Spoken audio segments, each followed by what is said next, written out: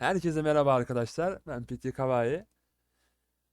Bugün yepyeni bir video ile karşınızdayız. Kaan'la beraber hangi araştırmalara öncelik vermeliyiz bunu tartışacağız. Hoş geldin Kaan. Hoş bulduk. Herkese merhaba. Ee, nereden başlayalım? Öncelikle araştırma binasına tıkladım. Şimdi ilk başta başladığımız zaman çok online olmamız gerektiği, yani gereksinimlerinden biri de bu. Ne kadar sis açarsanız siste bazı köylerden şey düşüyor. Araştırma şeyleri düşüyor. Bu Hızları. ekonomi teknolojisi. Şimdi araştırma Ha, ikiye ayrılıyor. teknoloji doğru Ekonomi bir de pardon. askeri. İlk bu köylerden ekonomi teknolojisiyle işte bu ilk araştırmaya bastığınız zaman cevher aramasını yaptığınız zaman altın işte ve ormancılık çıkıyor. Bunlardan sonra altın madenciliği, mimari, odun kesim teknikleri bunlar şeyden çıkıyor, köyden çıkıyor diye biliyorum. Ya Çıkıyor bunlar kanka aynen. biliyorum ki bunlar köyden çıkıyor ilk başta. Daha fazla çıkıyor mu Caner? Kanka, İkiler çıkmıyor diye biliyorum ben. Mimar 1'e kadar çıktığını biliyorum. Konteyner bir çıkıyor muydu tam hatırlamıyorum da o konteynerin slotları var ya orası Ben çıkıyor şeyi de muydu tam hatırlıyorum ama ya hatırlamıyorum. bu askeri liderlik bir zayıf noktalar bir de geldi diye geliyor diye yani hatırlıyorum. En başta oyun başında direkt bunları açmayın. Evet Ya ilk bir bu cevher aramasını yapın. Ondan sonra sisi ama bakın sisi bir iki günde açacaksanız bu işimi yapın. tabii. Yani bu araştırmalara basmayın. Ama sisi böyle beş altı günde veya da bir haftada yayacaksanız o gerekli yerlere yayacaksınız. Bunları araştırın. Yaymayacaksanız bunları köylerden toplayın. Bunlar tamamlanana kadar askeri teknolojide ilk hedefimiz tabii ki T2 olacak. Direkt T2 ne istiyorsa hani zorunlu hizmet bir bastıktan sonra seri darbe işte piyade bir bunları 5'e gitmeyin. T2 ne istiyorsa T2'nin mesela bunları üçer diye istiyor diye biliyorum. Onları 3 yapın. T2'nizi açın. Sonra gidin işte T3 ne istiyorsa onu işte T3 ne istiyorsa onları açın. Direkt hepsini böyle onlu işte onlayarak işte 5 yaparak gitmeyin. Çünkü Aynen. ilk hedefimiz T4 açmak. Yani ne kadar hızlı T4 açarsanız o kadar iyi olur sizin için. Ya bir de ben şöyle bir şey yapmıştım kanka. Ne kadar doğru ne kadar yanlış bilmiyorum da. T4'e kadar dediğin gibi ben full yardırdım. Ama T3'te basabildiğim kadar asker bastım bu arada. Yani hız harcamadım T3'te Hı hı. asker basarken. Hani T4'e direkt şey yapabilmem için.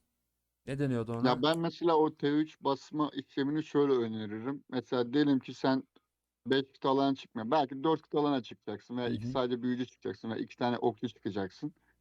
Mesela 2 tane büyücü için ve okçu için ortalama hani politikalardan da o zaman diyelim 150 kat çıktığını düşünüyorum. Hı Tamam. hı. 300K askerin olduktan sonra diyelim 300K okçu bastın tamam mı? 300K okçu T4'üm var. Ondan sonra dersin ki hani alanda ben hiçbir şekilde askersiz kalmayacağım kolay kolay. Zora düşmediğim sürece. Ondan sonra T3 basarsın.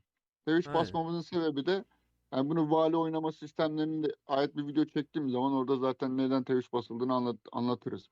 Ama diğer türlü hiç elimde veya da 100K T4 varken T3 basmayı tavsiye etmiyorum. Peki ekonomide yani benim ilgimi çeken daha doğrusu bana göre 3 tane araştırma var. Yani kesinlikle üstünde durulması gereken. Çünkü Hı bu hı. oyun sezonluk oynandığı için sezon sonunda da sürekli bizim kahramanlarımız bir levele düştüğü için burada önemli olan 3-4 tane araştırma var. Evet. Şimdi birincisi askeri liderlik. Bu bizim dışarıda iblis keserken gelen miktarını arttırıyor. Örnek veriyorum bir K veriyorsa 1100 falan veriyor gibi. Yüzdesel olarak bunu hesaplıyor. İkincisi dayanıklılık bir de nefes kontrolü. Bu dayanıklılık KP miktarınızı artıyor. Yani KP'nizin şeyini arttırıyor. Ne deniyordu ona? Limitini AP arttırıyor. barını arttırıyor. Aynen. Yani 1000 ise 1200 yapıyor. Nefes kontrolü de şey yapıyordu herhalde. Daha hızlı dolduruyordu. Aynen. KP dolum hızı veriyor. Bunların bir de şeyi var değil mi kanka? İkincileri vardı. İkincileri var. Bence onlardan ziyade ilk önce burs yapsınlar. Burs biri beklesinler. Hı hı. Araştırma hızını alsınlar. Onu %10 oradan araştırma hızı alsınlar. Ürünü de beklesinler. İlk başlarda ürün çıkıyor muydu? %10'luk çıkmıyor değil mi? %5 Yok. falan çıkıyor. %2 çıkıyor. Öyle O da çıkıyordu. ayı da çıkıyor zaten. Hani şu an yeni sunucularda ayı kesecekler. Ayıdan sonra kuşa gelince, pardon, dev de 3 veriyordu galiba. Kuş da 5 Yani veriyordu. o zamana kadar yüksek mesela 5 günlük 3 günlük araştırmaları basmayın abi. Mesela %10'luk ürünler çıkar, %15'lik ürünler çıkacak. O zaman mesela 7 gün süren araştırmaları basın. Ama Caner'in dediği doğru, ilk mesela T4'e gidin diyoruz ama şöyle bir şey var. Hızlı gelişebilmeniz için öncelikle askeri liderlik bir,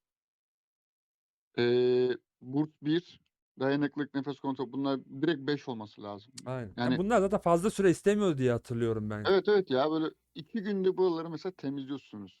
Böyle, Çok yani fazla temizliyorsunuz derken istemiyordu. beşliyorsunuz.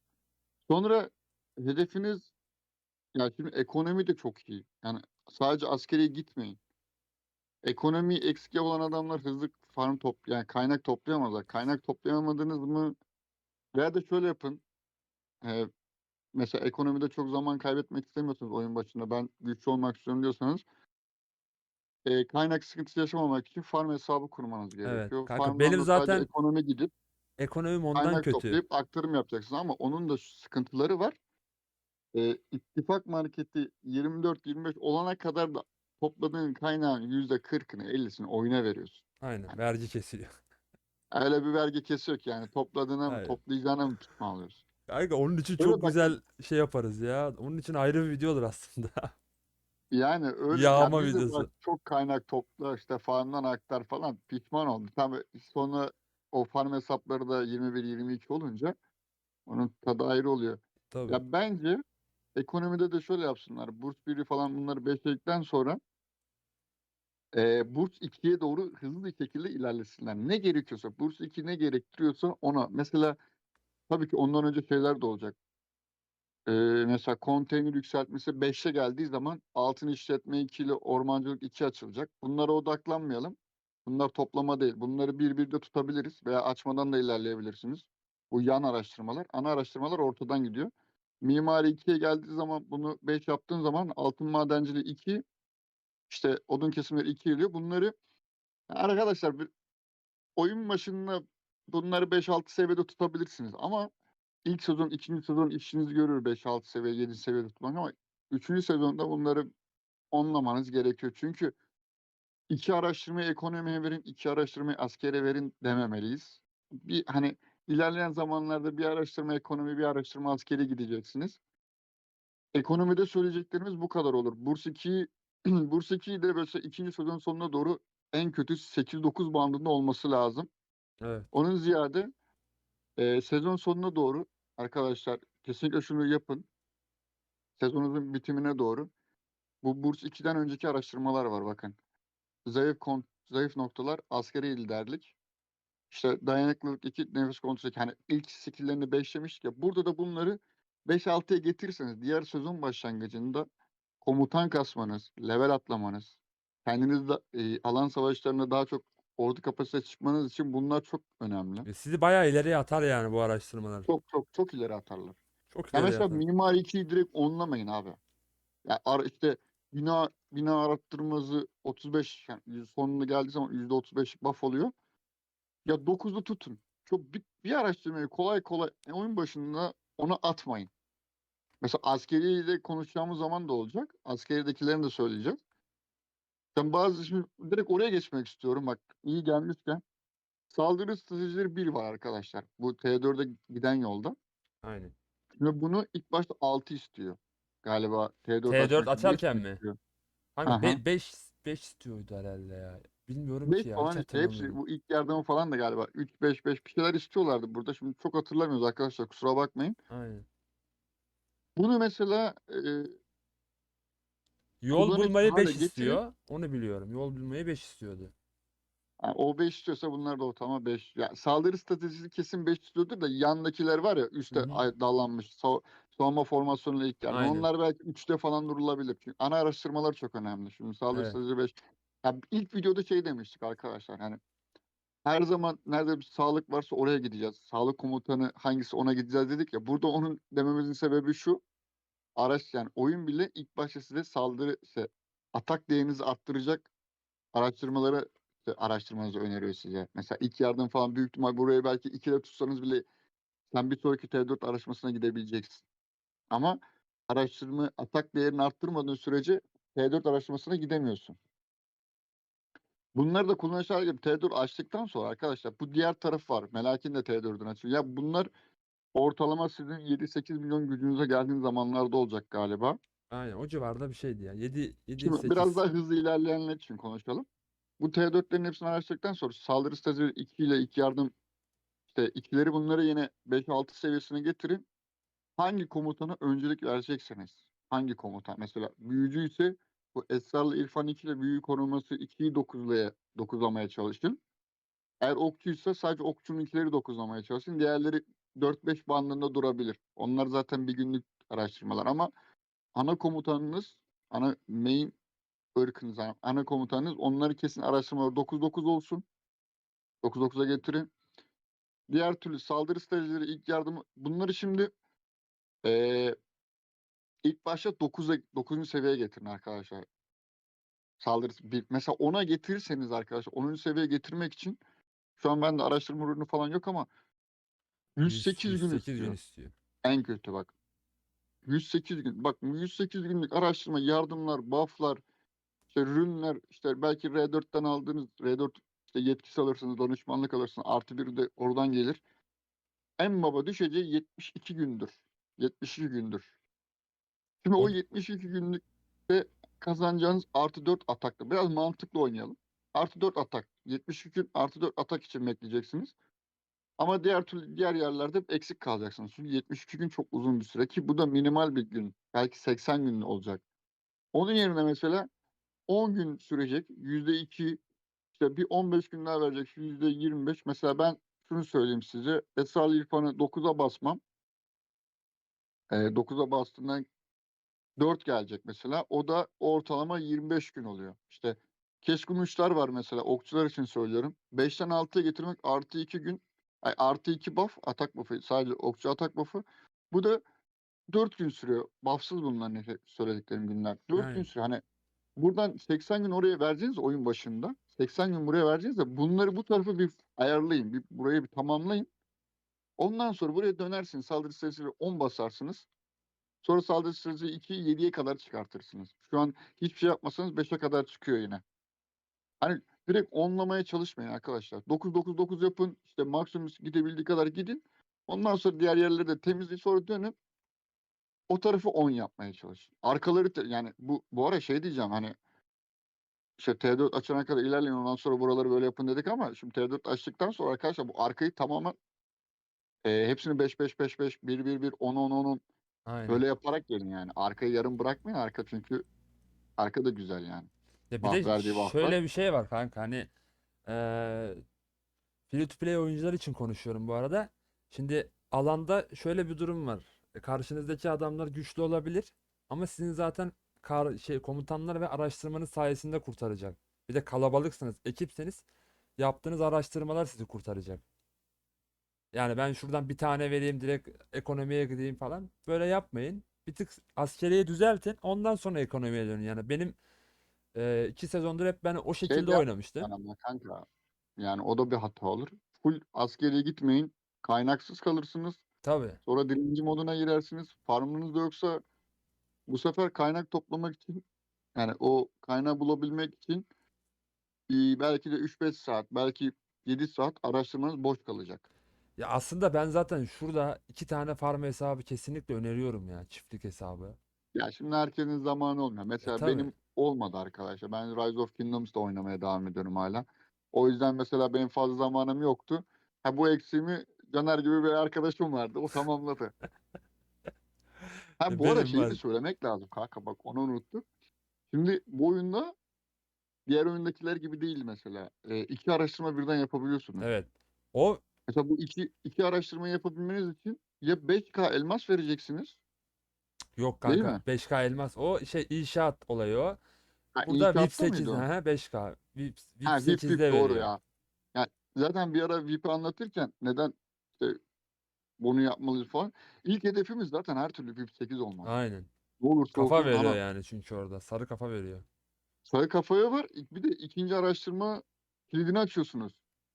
Üstüne bir de araştırma hızı geliyor orada artı 10. Yani VIP ilk hedefimiz ilk gün büyük ihtimalle 3-4-5 böyle ödüller geldikçe para yatırmayacaksınız. İlk hemen VIP 8 yapın. İkinci araştırmayı açın. Ha, ikinci araştırmayı açana kadar arkadaşlar o zamana kadar onu konuşalım. O zaman hani direkt askeriye gitmeyin. Tek araştırma varsa askeriye sakın gitmeyin.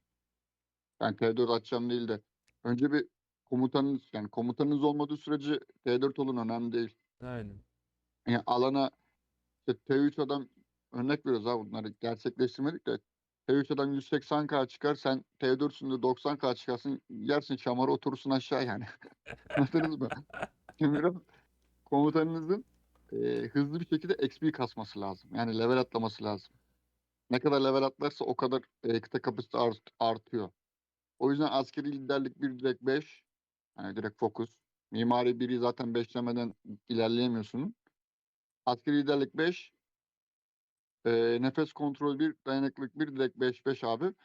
Bir de zaten mana toplayabilmemiz için bu arkadaki mimari falan, bunların hepsini zaten 4-5 mi ne yapmamız gerekiyor galiba. Mana Hangisinde? toplamamız. Mana Ha, bu arada mana toplayın arkadaşlar. Oyun başında belki fazla mana istemiyor ama oyun ileride işte gerekli ödüller verdiği için çok da hani mana toplamayalım mı dersiniz ama sonra ilerleyen araştırmalarda can oyun yakar. manası ki Can yakar yani. yani Vaktiniz varken çok hızlı toplayın. geçiniyor. Vaktiniz varken toplayın 4 mana. kıta, 4 kıta toplarsanız işte zaten 4 çeşit var. Hepsine birer kıta verin.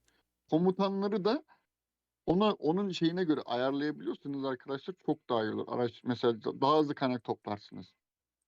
Mesela ne vardı? Kella mesela ne topluyor diyelim. Altın topluyorsa yetenek karşılığına giderken de altın yaparsınız. Onu sadece altın toplatıyorsunuz. İşte diğerine odun toplarsınız. Diğerine mana. Hızlı kaynak toplarsınız da araştırma, oyundan gelen hızları kesinlikle kullanın araştırmaya. Yani üzülmeyin kullanmak için. VIP 8 olun, öyle kullanmaya başlayın. Araştırma hızı o artı 10 gelecek çünkü. İkili araştırma olduğu zaman bu dediklerimiz burs bir. Bunlar zaten 5 olacak. Yani bunları beşlemeden ilerlemeyin abi ekonomide. Hani açığa gideyim demeyin. Ama bunları beşledikten sonra işte mimari 2'dir, burs 2'dir. Bunlara odaklanarak bir araştırmanızı oraya verip diğer veya da en başta biraz kaynağınızı topladıktan sonra birkaç gün askeriyede takılırsınız. Ondan sonra bir kıtanız şey, bir araştırmayı bu sefer hani kaynağınız almıştır. Bir araştırmayı ekonomiye verirsin, bir araştırmayı askeriye verirsin. Böyle biraz dengeli gidin. Oyun Aynen. başında full ekonomi veya oyun başında full askere gitmeyin. Ya biraz eşitlemeniz lazım ya aslında. Yani Bence toplam kanka mesela tedarik zincirleri bir var kanka. Mesela toplama hızlı veriyor. İşte bir ya de bu zaten toplama hızları şey de veriyor ya kanka iyi oluyor ya. politikalarda da şimdi şey var. Şimdi yeni politikalarda zaten kaynak toplama hızı da Aa, var. doğru, Genel politika toplama hızı değişti değil var. mi? Aynen. Yani yük kapasitesi var. Hani aslında ekonomiden gelen bir şeyleri bir tık buradan da toplayabilirsiniz yani. Evet, evet, ya ben politika bu şeyde güncellemede değişti, kusura bakmayın. Doğru diyorsun kanka. Hani ekonomiye çok odaklanmayın ama askeri liderlik bir, dayanıklılık, nefes kontrol, bunlara gidin. Onlar İşte banko zaten mimari ya. burs 2, burs bir, burs 2, mimari bir, mimari 2. Bunlara odaklanın. Bir de bu askeri liderliklerin, işte nefes kontrollerinin, bunların ikileri var. Bunları en azından bir sonraki sezon başına kadar 5-6 seviyeye getirin. Toplamaları dediği gibi politikalardan alıyorsunuz. Ama online adamsanız, mesela kaynağım, mesela diyelim kaynak 25 dakikada bir dönüyor. Hemen yollayabilecekseniz de ne kadar hızlı toplarsanız tabii ki o kadar sizin için iyi. Aynen O öyle. yüzden dediğin gibi askeriye bir tık daha odaklanılabilir. Ama şeyde değil yani, full askeri yapmayın, yine ya zararlısınız. Zararlı çıkarsınız. Ya zaten bu T5 açmamız yani uzun bir süre. Baya baya uzun bir süre olduğu için o yüzden kasmayın kendinizi arkadaşlar. Yani aslında araştırmanın ne kadar önemli olduğunu şuradan söyleyelim. Bak, bunu da söyleyelim. Şimdi TB çalışmanız para yatırmayan bir adam için çok zor. Evet. Yani çok zor değil, çok uzun bir süreç. Bu süreci nasıl hızlandırabilirsiniz? Onu düşüneceksiniz. Nasıl hızlandırabilirsiniz? Balinaların olduğu klana girersiniz, hızlanırsınız. Tekli paketlerden, altın paketlerden, işte gümüş sandıklardan yaralanarak hızlanırsınız. Ana klana nasıl gireceksiniz? Şimdi T3 adam Güçlü mesela olman savaş lazım. oluyor. T3 adamın ana klanda ne işi var? At abi. T4 adam varsa o girer ana klana. Çünkü T4 olduğunuz zaman gücünüz zaten bir klasmana ulaşmış oluyor. O ana klanlara girilebilecek güce ulaşırsınız. Hem dersiniz ben online adamım. İşte kaynak toplamamda örnek veriyorum o zaman 300 milyon olmuştur. Online'ı buradan da bakabilirsin. İşte biraz da değeriniz olur. Ana klana girersiniz. Balinaların olduğu işte klanlardan paketlerinden yararlanırsınız. Onlar çeker siz yararlanırsınız. Yani. Ya başka türlü gerçekten arkadaşlar. Bir seneyi de geçiyor değil mi Kaan T5? Geçiyor canım geçiyor. Geçiyor Geçmez olur yani. mu? Bayağı bir geçiyor yani. Neyse bence kanka güzel böyle bilgilendirici bir video oldu yine. Bence de ya ben yani yanlış yapmalarını istemediklerimiz için bunu yapıyoruz. Şimdi Aynen. sezon başında çok bizden adam da oldu. Full askeriye gitti. Ondan sonra kaynaksız kaldı. Ona kaynak işte gönderdik vesaire Evet. vesaire. Yani yapmayın abi. Hata yapmayın. Düzgün ilerleyin. Mantıklı ilerleyin. Emin olun en iyi klanlarda olursunuz. Kesinlikle. Merak ettiğiniz bir şeyler olursa arkadaşlar yorumlara belirtin. Hani zaten Ya hemen da hemen tüm bizimle Facebook üzerinden bir Facebook grubumuz var. Sadece bize ait. evet. Yani bizim Facebook ve Discord arkadaşlarımız grubu. olsun. Bizi izleyenler olsun. Linkin Discord zaten üzerinden altına yazabilirsiniz. linkin altına zaten bırakacağım ben. Videonun altına bırakacağım ben linkleri. Oradan gelebilirsiniz arkadaşlar. Her türlü zaten soruları cevaplıyoruz. Gelirsiniz akşamları muhabbet sohbet ederiz. Genellikle biz akşamları oluyoruz Discord'da. Çünkü herkes işte oluyor. İzlediğiniz Ha için bir de abone teşekkür. olursanız Eh, arkadaşlar bir de beğeni atarsanız yani ne bileyim. Çok iyi bir olur zahmet. sanki. Ama yine de siz bilirsiniz. Ne anlatıyorum be abi? Bir zahmet. Bir sonraki videoda görüşürüz arkadaşlar. Görüşmek üzere arkadaşlar.